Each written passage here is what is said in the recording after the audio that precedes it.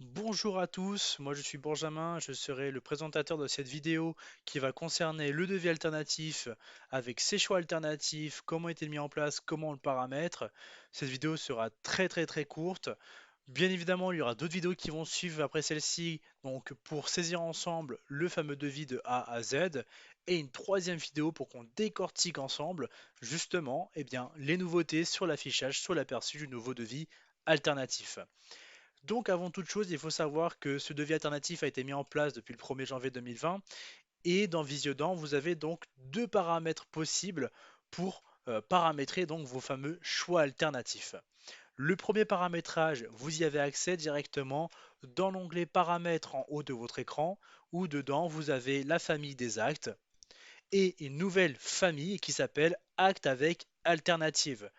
Dedans, vous allez retrouver donc toutes les couronnes, tous les bridges, tous les inécors, toutes les couronnes transitoires appartenant au panier libre et ou au panier modéré.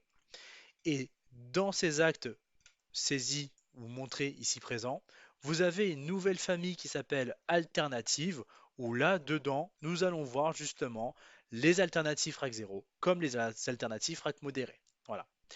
Donc bah là, ça tombe bien. On va prendre cet exemple-là, le HBLD 245. Donc c'est un ligne corps, hein, d'accord? Où justement, dans les alternatifs, on a le HBLD 090 et le HBLD 745. Voilà. Donc tous deux sont également des corps, mais qui appartiennent à des paniers différents. Donc c'est-à-dire que quand je vais saisir mon corps appartenant au panier libre, eh bien, j'aurai comme proposition le HBLD 745 comme le HBLD 090. Voilà. Sont-ils réalisables par votre praticien? Eh bien la réponse est oui, parce que dans la colonne réalisable, on a mis en place le traitement alternatif. Par contre, si vous ne réalisez pas, par exemple, le corps avec tel ou tel matériau qui appartient au panier modéré, eh bien il faudra que dans réalisable, vous double-cliquez sur traitement alternatif, comme ceci. Alors, vous cliquez sur le petit crayon avant, hein, excusez-moi. On double-clique ici et on met en traitement non réalisable. Le fait d'indiquer qu'on est en traitement non réalisable va permettre justement au patient de remarquer que voilà, l'inécor saisi donc dans la panier modéré n'est pas réalisable. Voilà. Mais moi, je trouve que voilà, il y a un petit truc qui m'embête un peu, c'est qu'on n'a pas le matériau qui est indiqué réellement avec la cotation de cet acte-là. C'est pour cela que je vous conseille vivement donc de paramétrer cela directement à la saisie de vos actes dans votre devis. Donc, on va se positionner dans l'onglet devis. Je vais faire nouveau. On va aller dans la famille des prothèses fixes. On va prendre une couronne par exemple. On va se mettre sur la deuxième prémolaire. Ici, vous remarquerez qu'automatiquement, on m'indique donc mon panier et mon matériau.